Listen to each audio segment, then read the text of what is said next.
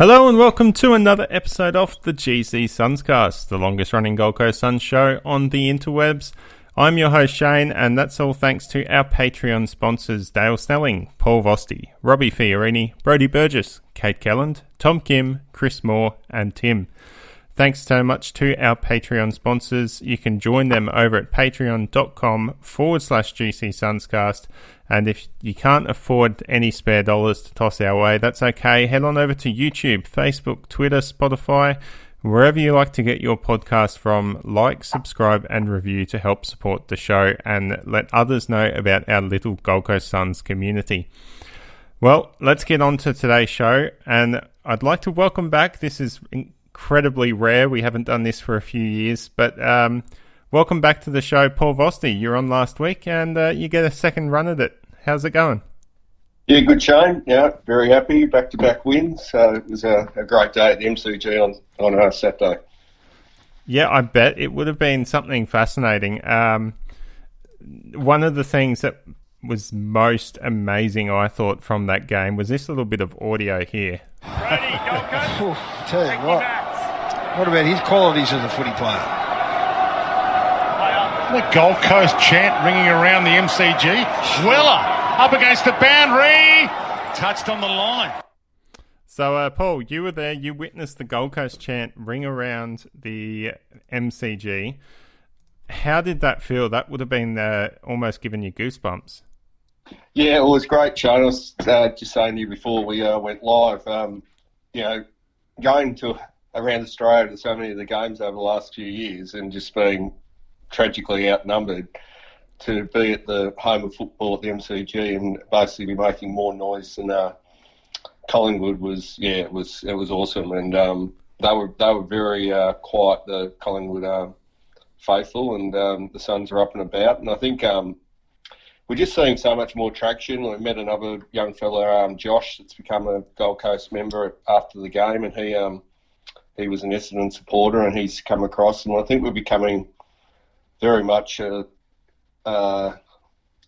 second alternative to a lot of Melbourne supporters now. They're starting to get disillusioned with their own clubs. But yeah, no, it was great. It was and the players really, they could tell. They I know Will Powell posted something on the on Facebook how he could just hear. He could hear the drum. He could hear the chanting, and it gave the players a bit of a lift for sure. It's starting to become a really good atmosphere going to Suns games, especially down in Melbourne. It seems like the crowd's really getting behind them. We've got Jordan, one of the Suns supporters, with the drum, beating the drum every week. We've got the crowd's really getting involved, and that Gold Coast chant, which was almost a way at mimicking Collingwood, it's really starting to become an event that Suns fans are enjoying. I suppose the winning helps, keeps the spirits high, and helps us out-voice the opposition fans, doesn't it?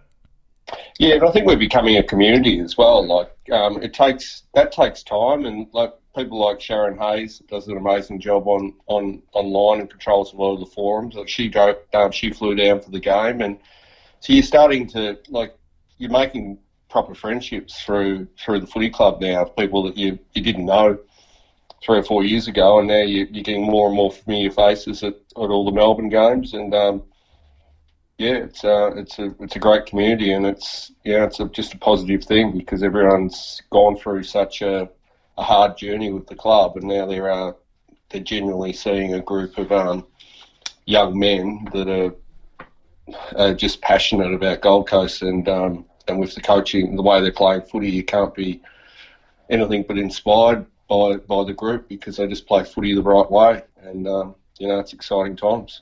Yeah, it was a very mature performance. Let's discuss the match now. Gold Coast Suns defeated Collingwood by 24 points, 12 goals, 779 to 7 goals, 1355. We had Corbett with 4 goals, and King and Swallow were with 2 goals each as the multiple goal kickers. And as far as selecting a best player, it's kind of hard this week. I felt like pretty much everyone stood up and contributed, did what their role in the team was. Some excelled, some stood out above others, but it's very hard to select some. We're going to go with the obvious ones. Hugh Greenwood with 26 disposals, 21 contested possessions, 10 tackles and 12 clearances to go along with a goal as well. So absolute dominating there, Hugh Greenwood in the middle. Brandon Ellis with 35 disposals, 97% efficiency, Paul. That is a huge disposal efficiency boost for a side that traditionally hasn't been able to hit targets enough. He also had one goal with 16 marks. And Tuke Miller, 34 disposals, 13 contested possessions, 23 uncontested possessions, and 25 pressure acts. Now, Tuke Miller has been all the talk, at least in the Melbourne media, of late. But us Suns fans, we've known he's been a talent from years and years ago. It seems like he's starting to exceed even our expectations, and he's playing like an A grader at the moment. And I dare say if he continues this form throughout the year, he'd be talked about as possibly an elite footballer. What are your thoughts on that? Yeah, well, I think with Toot, like he's been probably pigeonholed as this like a defensive tagger, of his battles with Zorko over the years, and the Melbourne media not having as much exposure to the Suns games, but now they're seeing that he's a genuine two-way midfielder, that he's got amazing natural defensive ability, and that run-down chase, I think, in the third quarter was just inspiring, but he's also showing how effective he is with the footy in hand, and he's improved his kicking out of sight, and he's just got such amazing endurance. So I think with the Brandon Ellis and Tuke Miller especially have benefited from the rule changes, and their gut running and ability to, I think they both ran sort of 15 kilometres plus on the weekend, and they've both been outstanding. But Toots getting the credits he deserves, and I know they were talking about also his leadership. He was a captain or vice captain in his TAC and Victorian country thing. They're saying like how many of these young leaders that slipped down the draft board, and he's one of them that went sort of 40s or 50s and just oozes leadership, and he'll most likely probably be our next captain, or the way things are going. Yeah, he's definitely got the leadership material, and I think he brings up the other players around him. They all sort of rise to his level. If he's on fire, everyone else sort of rises up and gets a bit of hot form themselves. A couple of other players I want to bring up as having done solid jobs on the weekend. Sam Collins, 23 disposals, 4 contested marks and 11 intercepts. He took over the role that someone like Charlie Ballard would normally play, and he was intercepting a lot as well as keeping his man quiet. Charlie Ballard himself kept Darcy Moore pretty quiet to only 5 touches. Jack Lukosius, 505 metres gained. He did his job delivering the ball forward. And Jack Bowes, he was solid in defence, 30 disposals and 7 marks. So real good effort there, showing a lot of team performance. I could go on. We had blokes like Flanders and even Holman. He didn't have a huge numbers game like he did last week, but his pressure acts is way up there as we would expect from Holman. Isaac Rankin did a good job as well, despite only having the 1 goal. It all came together. The team game plan is all starting to work. We saw Corbett. He was assisted by great delivery into the forward line, and that was helped by 4 goals, 3 in the last quarter as well. And I think you're finding, like you just touched upon, the back 6 or back 7, they call it, with a rotational defender. They're starting to get a lot of consistency with that group. Bowes, Will Power, Charlie Ballard, Collins, Jai Farah has come in, a couple others. And what about Sean Lemons? He's been sensational the last 2 weeks. It almost feels like he's a barometer for that side. And that just shows exactly what you just said in terms of, like, Collins was able to play a different role this week and intercept because Charlie Ballard and Lemons had to play pure shutdown roles on De Goey and Moore. Yeah. And Lemons was outstanding. They were both outstanding. Like Darcy Moore was the lowest rated player on the field, and he's an All-Australian. So I know there's a lot of controversy about whether he should be playing centre back instead of forward, but he played fairly well as a forward against the Eagles a few weeks ago, and like he didn't look like getting a touch on Charlie Ballard, and the same with Sean Lemons. I think we spoke about Sean last week about that his body's been let him down over the years. He hasn't just been able to string enough football consistently, but I know internally he's held in the highest regard because you get 100% every time Sean Lemons goes into the ball. He was manhandling De Goey and giving away a lot of size, and he was outstanding. But it's sort of just that back seven now. This week Bose's role might change, and Will Power might be the intercept marker because Sam Collins might have to shut down more on a Rowan Marshall or a Max King. So they're just becoming interchangeable, and the way they're working together as a team down there, they're proving to be turning into a very good backline. Yeah, they are very solid down there. Jack Bowes acts as the Luke Hodge type, sort of marshalling around, but it's all shared. The roles are all shared. They swap each week whether they need to lock down or attack. Really positive, very flexible. It's a good sign to see.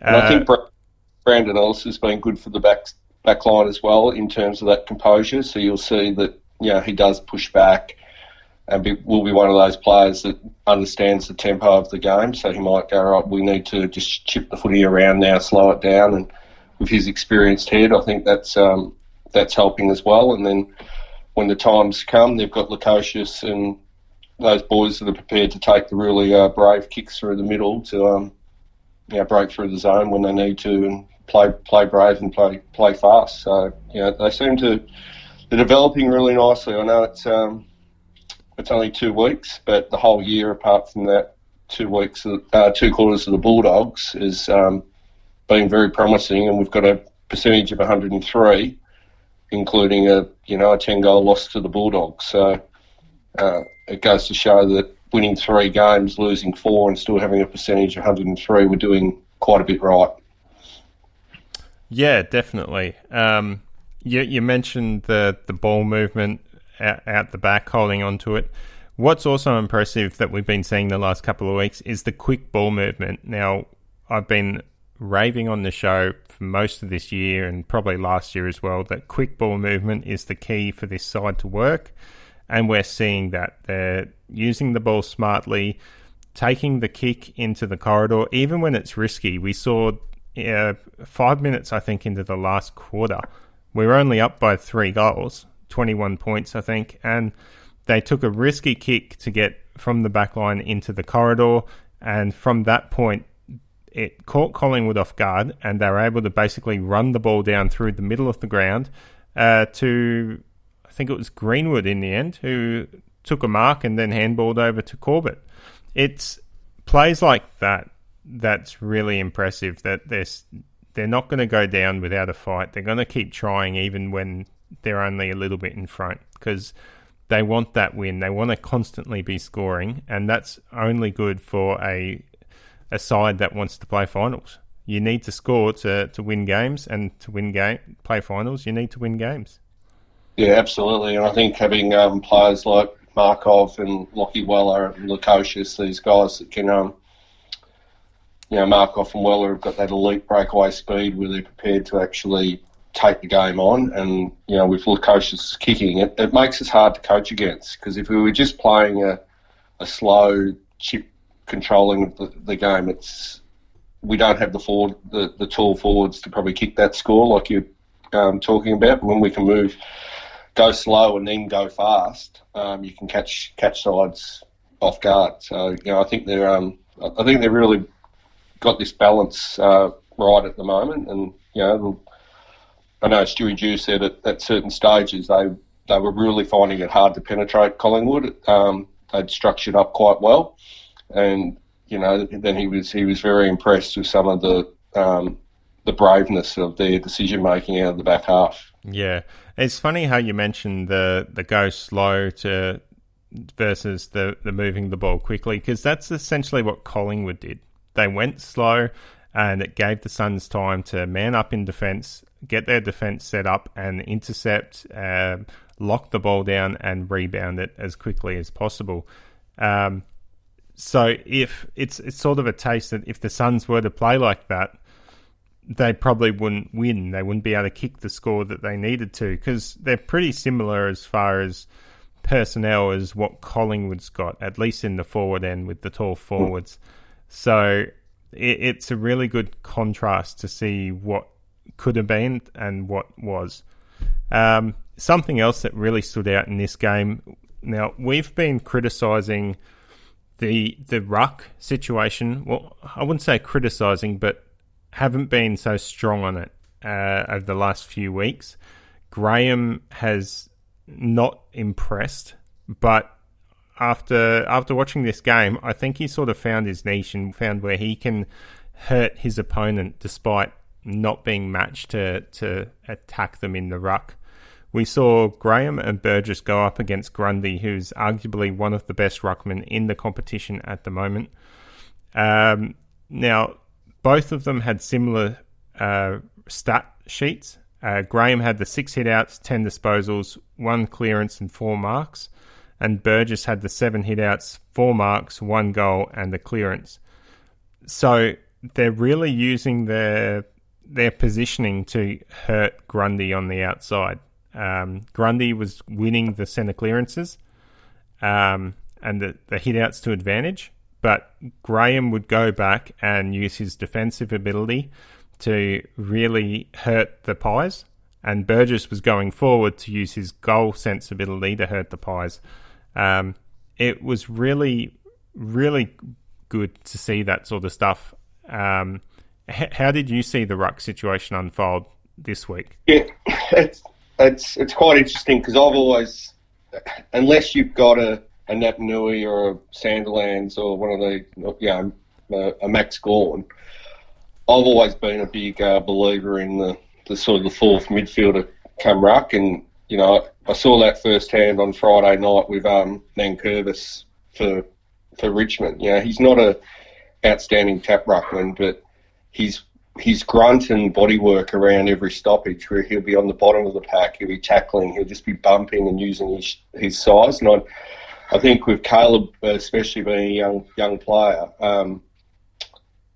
I think the midfield group are really getting around him, and they're, with Greenwood and Toot and Davey Swallow, they're competing, and Caleb's a competitor. So I know, listening to the videos post game, they're just excited about the competitive nature, and they understand, we're going to lose the tap outs more often than not, but that doesn't mean you're going to lose the stoppage. And I think that's been proven over the last couple of weeks, that we have got beaten in the tap outs, but we're not getting beaten in the stoppages. And our second and third efforts from our midfield group, and having the flexibility of Caleb and Burgess to be able to go back and forth, and we're getting bang for our buck out of a bad situation. So, we've lost our captain, but I think if we were sitting here 4 weeks into Jared Witts being out and going, well,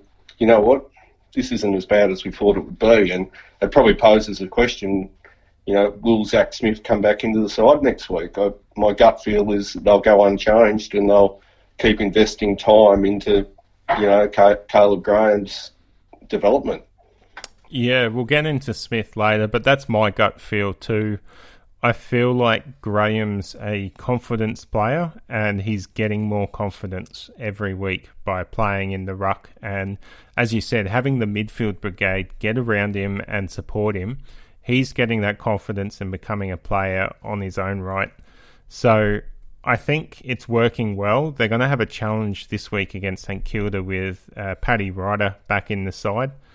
But it's a similar thing. If they attack it the same way they attacked Grundy, I think they shouldn't have any problems, and they shouldn't be scared of the St Kilda ruck combination of Marshall and Ryder. Now, as far as what didn't go well for the Suns on the day against Collingwood, it was hard to sort of pick anything out. Like we said earlier, a lot of teamwork, a lot of team role players in that side. The only thing I could really pick out was there was maybe a few times throughout the game I was watching it and noticed that players were out of position or not where they should have been. One of the ones that stand out was Nick Dacos having a shot at goal and was able to run around and hook the ball when Suns player should have been on the mark on that side bit there waiting for him, applying some sort of pressure. It may not have stopped the goal, but it would have given him pressure and maybe directed the kick so that maybe Dacos would have rushed the kick or something. But it's little things like that where a Suns player needed to man the mark or stand up in the marking contest and keep his head over the ball. But they're very little things that every football team deals with on a weekly basis. So nothing too much to complain about that. What about you, Paul? Yeah, look, what was touched upon, I thought it was a very rounded team performance. I thought they showed good maturity to be challenged in that third quarter, and in the past we could have lost that game, but they showed the composure to just get the footy back on their terms, and like I said, sort of pre podcast, is literally there was 22 contributors, so yeah.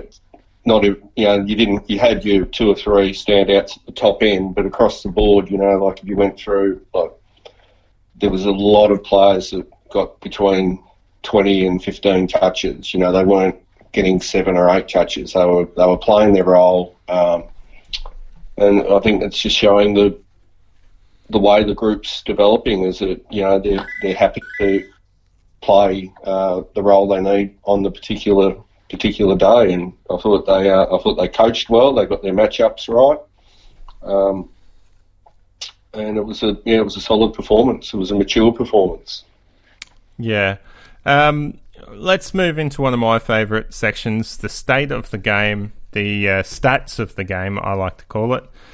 These stats of the game sort of represent where I think the Suns won it or lost it. So, plus 38 for uncontested possessions. It shows how much of a harder work rate the Suns were putting on there to get to the next contest or get away from the next contest to clear up and get the ball.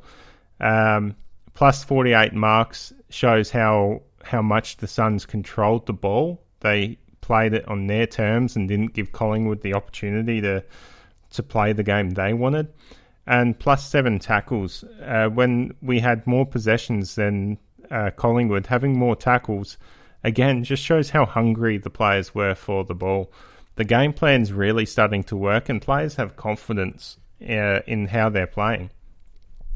There was an article I saw today, I think it was Max Lawton from Fox Footy, commenting about how the Suns are copying the West Coast game plan. Now, I called this out back in round 1 with the way that we played against West Coast, and it's good to see that my views and opinions are not completely useless. But yeah, the Suns are playing that West Coast style of footy where you control the ball from the half back line and move it forward, switching and kicking goals that way. The Suns are number 1 in the competition at the moment for switching the ball compared to 17th last year. So there's a lot of improvement in that game plan. As well, so it's just, it's showing that they're working hard enough to get into space, and they're taking the short kicks to maintain control of the footy, and then, like we've said a few times tonight already, then picking the time to go fast. And I think that's the significant change that I've seen this year compared to even last year when they played some exciting footy at certain stages at the start of last year. They basically were either fast they only knew one way, and that was sort of like fast turnover, and then they'd get hurt on turnover. Whereas now they just seem to be a lot more in control of when's the right time to hit the go button.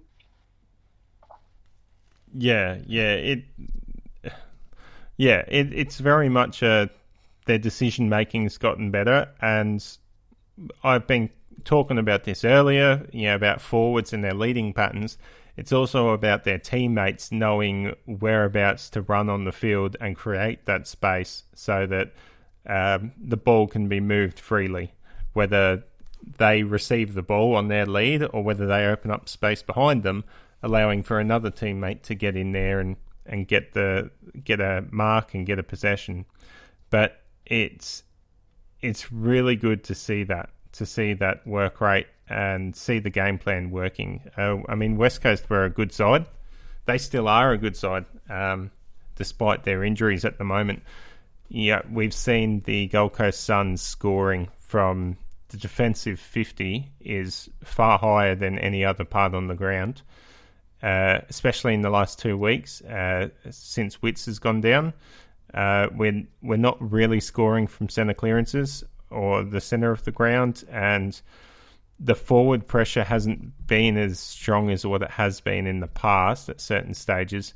So a lot of our scoring's being generated from that back 50. And as we've discussed with Lemons, Bowes, Markov, Ballard, Collins, that whole defensive 50 unit have become so solid and so flexible at the same time that opposition teams are struggling to cope with the rebound that those guys can produce.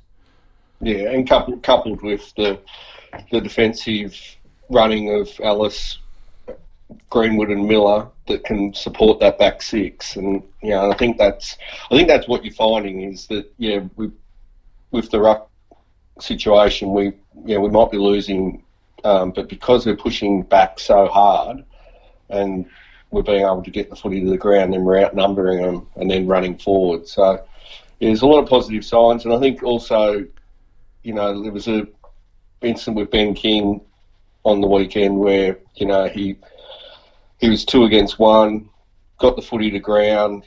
His second effort was elite. Then that got him out, got a handball out, so I can't remember who. Swallow finished up with that goal, yeah. Swallow kicked the goal. Now, again, in the past, that would probably be something that 1 wouldn't have been done or 2 wouldn't have been recognised.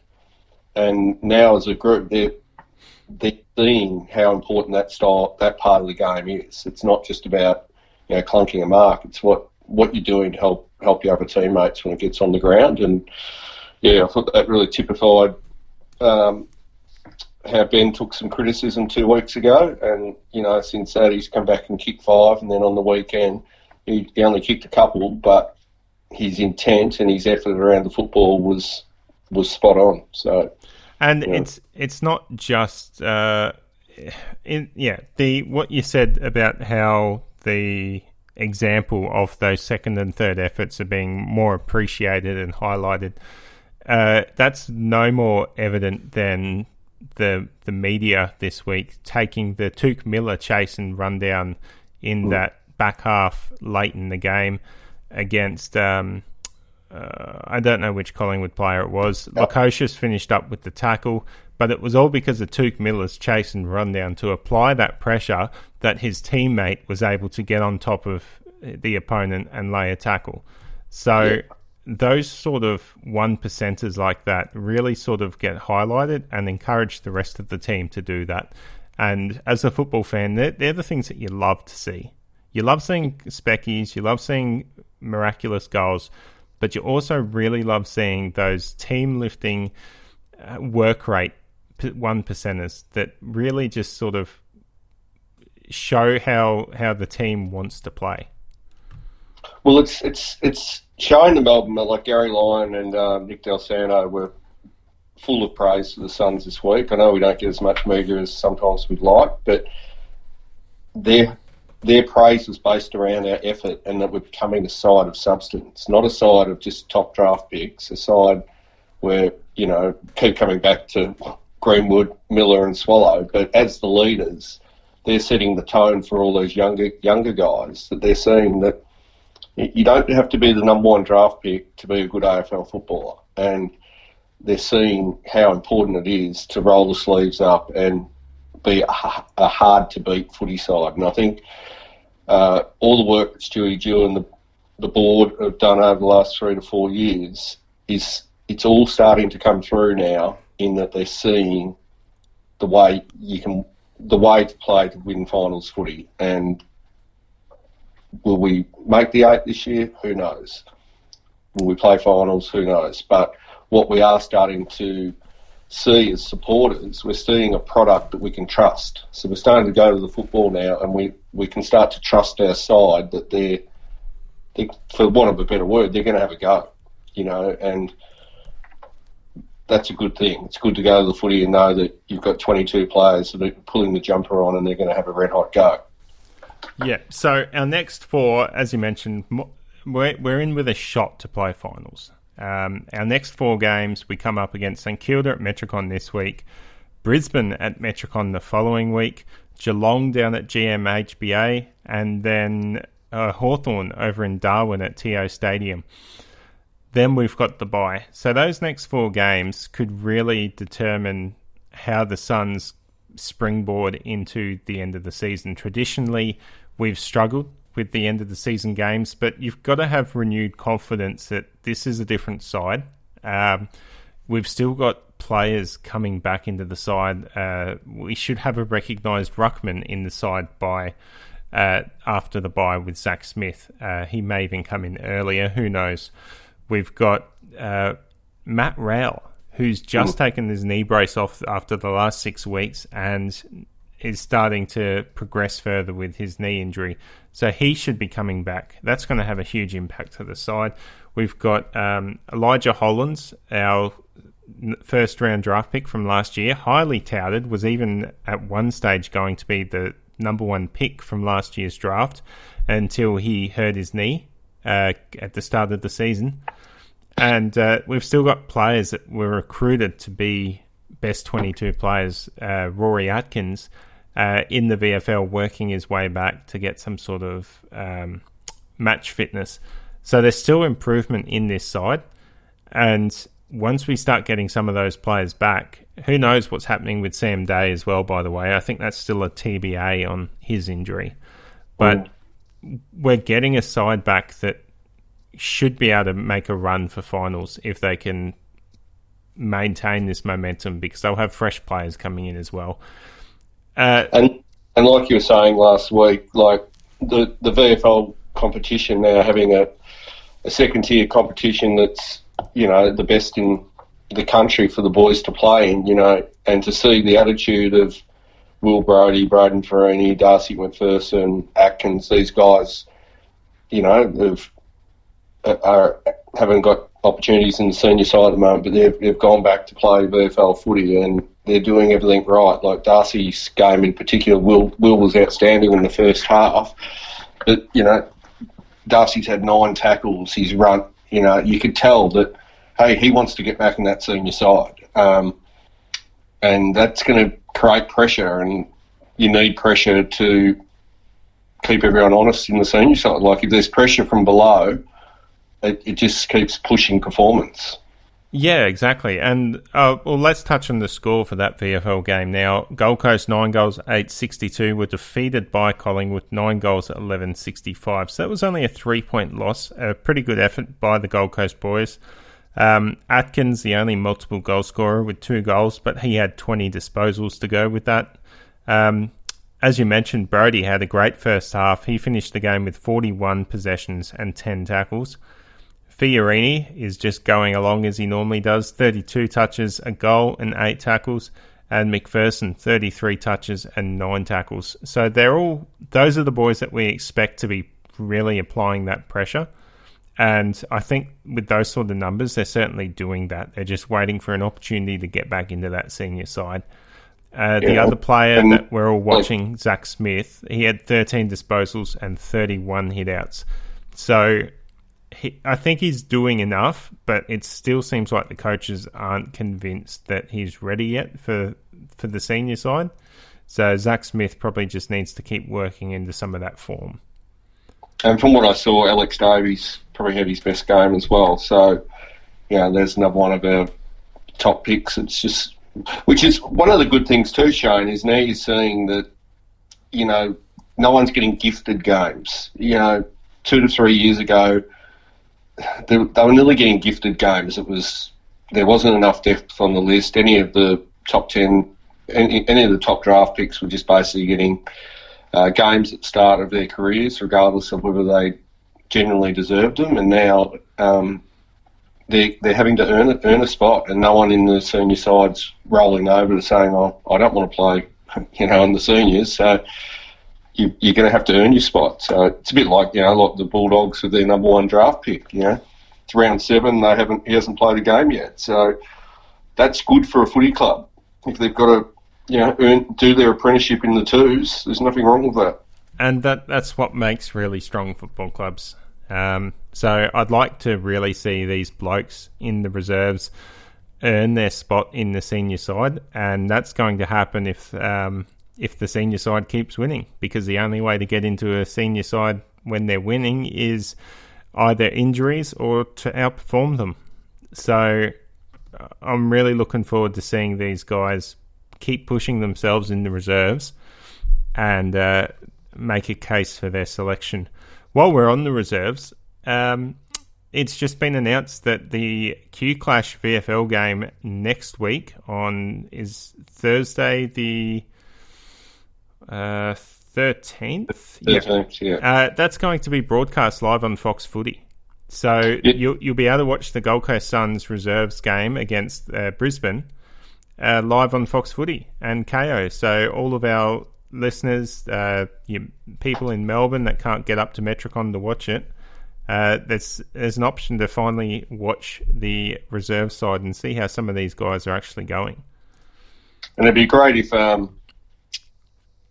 both the Suns and Brisbane win this week and can really build some momentum into a big Qclash, and having that on Thursday night. If the club can market around that and build some momentum, it'd be great to get sort of 15,000, 20,000 people at Metricon for the Qclash. Yeah, it will be. And while we're talking Qclash, I want to talk about next week's show is going to be a little different to what you would come to have expected from the GCSUNScast. So next week, I've arranged for a very special Northern Exposure reunion episode. Now, I'm not sure if you're aware, but back when I started this show 4 years ago now, I think it was, there was a little podcast floating around by Michael Fish Whiting from afl.com.au and his workmate Andrew Hamilton, who worked over at the Courier Mail. They did a Queensland football-focused podcast every week, which not only looked at Brisbane and the Gold Coast Suns, but what was happening in the QAFL as well at the time. I've managed to get those two blokes on the show, and we're going to have a bit of a reunion episode. Andrew Hamilton's actually working as the media manager for the Brisbane Lions at the moment, so there will be a bit of enemy in our territory. But looking forward to sort of discussing the Qclash history and the stories behind the rivalry that a lot of us, let's be honest, a lot of us felt it was manufactured in the early stages, and it sort of turned into a definitive rivalry at the moment. So we'll talk to both those guys on their experiences with the Qclash, and then we'll talk about Queensland football. So that's going to be a really interesting episode. I probably won't do too much on the actual match report for what happened with Gold Coast and St Kilda. But yeah, look forward to that. That's going to be a very special episode, at least for me. I'm really looking forward to that one. Paul, so the other bit of news coming out of the week is the Gold Coast Suns have reportedly offered a 3-year deal to a young Essendon ruckman called Nick Bryan. So it's supposedly 3 years at $400K, rumoured and reported by David King on Fox Footy. Now, let me tell you a bit about Nick Bryan. He played his first game for Essendon on the weekend and did pretty well. He's a 202 centimetre athletic ruckman. He had the 5th best vertical jump of 69 centimetres in last year's draft, the 2019 draft. 7th in the running vertical jump with an 85 centimetre jump. And he played a lot of football with Matt Rao and Noah Anderson for Vic Metro and Oakley Chargers. So now that sounds like a lot of money, but I think in the development stakes, it's probably what the Suns need to be looking at doing to get an experienced bloke to come in and sort of take the reins for when Jared Witts moves on. What are your thoughts on Nick Bryan? Yeah, well, I think what we discussed previously in terms of selective recruiting now, that the list profile and the way they've put the list together, really, we're probably a key forward, a key back, and definitely a ruckman short on the list. So I think you're going to find that they'll be throwing some their hat into the ring for any of those type of players that will be out and about and available to get. Now, we've spoken about ruckman sometime. Yeah, I know that Sam Draper that Essendon paid pretty good money for at a young age as well. So if you see I think with ruckman, if you see a bit of green shoots, for want of a different word, at an early stage, you can nearly be fairly sure that they're going to develop into a pretty good ruckman, because if they can show something at an early age, like even with Tim English, I know he got criticised in the press a bit, and he got pushed around by Brodie Grundy and that, but he still showed glimpses of what you're seeing now. So, yeah, it's not surprising that the club have possibly, if the rumour is true, made a pitch for this young kid. And I wouldn't be surprised they'll make a pitch for Darcy Moore, and they'll make a pitch for Max King, and they'll certainly be out there trying to do some strategic recruiting when the time's right, because that's what there's obvious spots in the list that we probably just need a little bit more backup. Yeah. And I don't mind the idea. Some people might say that's a lot of money to pay an untried kid, but you've got to pay money to get players out of other clubs, especially you've got to pay money to get people from Victoria up to the Gold Coast. It doesn't make sense. Like, hey, here's a lot of money to come up and live in a beautiful city with sunshine all year round and nice temperature where you don't have to worry about freezing every morning. But hey, that's just the landscape we live in. Melbourne's the heart of football, and it's where all the action is. A lot of people want to be down there. But you don't know whether that's a real figure or if it's a front-ended contract. There could be, they could be going, right, we'll pay you a little bit more in these next 2 to 3 years to get you up there. But then when our list matures and you've got the Rouse and the Anderson and the Boses and the Ainsworths and everyone that are coming out of contract and turning 24, 25 years of age, we might need more money at that point in time, Ben King. So part of that list management is obviously working out when's the time to underpay your salary cap and when you can go actually over the cap. Yeah, it's always a tricky situation, and I don't think anyone really knows except for those dealing with the finances at the football club. All right, Paul, that is all we've got time for today. Thank you again for joining me, and until next time, guys, go Suns. Thanks, Shane.